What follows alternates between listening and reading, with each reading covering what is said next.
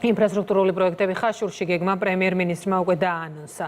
სამომავლო პროექტების საგზაო ინფრასტრუქტურის განვითარებას, საგანმანათლებლო და სპორტული დაწესებულებების მშენებლობა რეაბილიტაციას, ასევე წყალმომარაგების უზრუნველყოფას გულისხმობს. ანა შეპკინას და თამარ ჩიკვატიას რეპორტაჟი. ჩვენ განსაკუთრებულ ყურადღებას მივაქცევთ შემდეგი წლების განმავლობაში ხაშურის განვითარებას პრემიერი პრიორიტეტად ასახელებს. დაიწყება და დასრულდება ინფრასტრუქტურული პროექტები, რომელიც ხაშურს ახალ მნიშვნელობას შესძენს. ირაკლი კობახიძემ უკვე დაანონსა მულტიფუნქციური სპორტ კომპლექსის მშენებლობა. ეს ერთადერთი გეგმა არ არის. ხაშურს ჭირდება მეტი ყურადღება, ვიდრე ექცეოდა გასული წლების განმავლობაში სხვადასხვა ხელისუფლების პირობებში ეს ქალაქი იყო ყველაზე ნაკლები ყურადღების ქვეშ, რაც არ ვიცი რითი აიხსნება, მაგრამ ჩვენ განსაკუთრებულ ყურადღებას მივაქცევთ შემდეგი წლების განმავლობაში ხაშურის განვითარებას, მათ შორის დღეს მინდა დავანონსო, რომ მულტიფუნქციური სპორტული ცენტრი აუცილებლად აშენდება პრიორიტეტულად ხაშურში. მინდა დავკვირდე ამ მუნიციპალიტეტის მოსახლეობას, რომ მაქსიმალური ყურადღება დაეთმობა მათ ამ მუნიციპალიტეტის მოსახლეობას მომდევნო წლების განმავლობაში. ხაშურის მუნიციპალიტეტი გამოირჩევა არაერთი ნიჭიერი სპორტსმენით. შესაბამისად, ახალი სპორტული კომპლექსი უფრო მეტად განავითარებს ქალაქ ხაშურში არაერთ სპორტის სახეობას. სკოლები, ბაღები, გზები და წყალმომარაგება.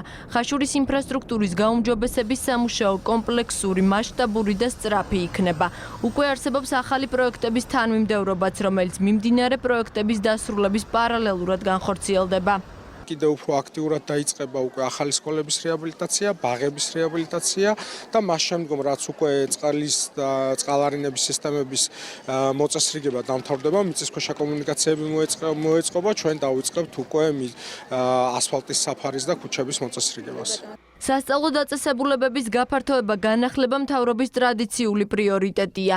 მხოლოდ წელს მთელი ქვეყნის მასშტაბით ახალ ან სრულად განახლებულ 60-მდე სკოლაში დაიწყო სასწავლო პროცესი, რაც ადასტურებს, რომ პრემიერ-მინისტრის დაანონსებული გეგმა სწორედ საგანმანათლებლო ინფრასტრუქტურის განვითარებაა.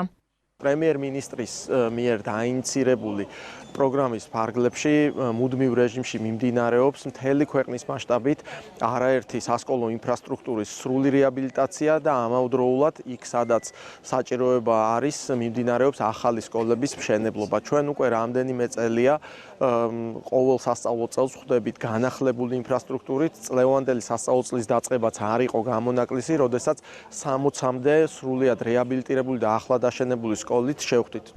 განსახორციელებელი პროექტების ეფექტიანობას უზრუნველყოფს ქართული ოცნების მერობის კანდიდატის არჩევის შემდეგ. სწორედ გამოცდილებაა ის ძირითადი მახასიათებელი, რის გამოც მმართველმა გუნდმა არჩევანი პაატა ჩადუნელზე გააკეთა.